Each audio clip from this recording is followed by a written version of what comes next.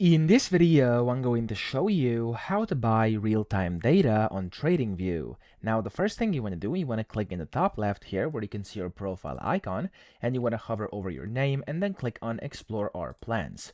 Now, this is going to show you all the TradingView plans you can have over here, and then of course you'll have to subscribe to one of these to actually be able to buy real-time data. So, of course, to actually guide you through it, I'm going to go down here, so I'm going to scroll to the bottom, and over here you can read all about it, and it's going to say how can I get extra real-time data. So you want to click on this button over here, and as you can see, it says that all extra real-time data and intraday data for exchanges like Nasdaq, etc. are available to be added separately to your account. And to add data, first you will have to have one of their paid plans or be a trial member. So of course you want to get one of their paid plans first, and then you can click on Explore Global Market Data over here.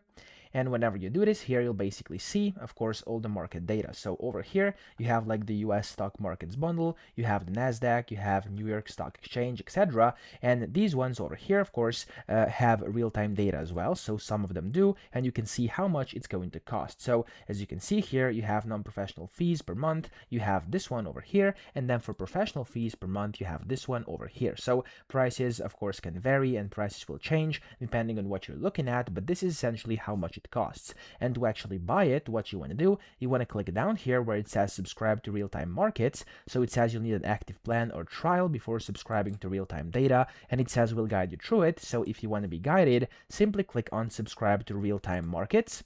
And when you do that, you basically will have to select one of their plans and of course get that plan, so you're going to have to pay for it, and then from there they will basically guide you through and you'll be able to subscribe to additional real-time data as well. Okay, so that's how to do this. I hope this video helped you out. If it did, please subscribe to the channel and help me out as well.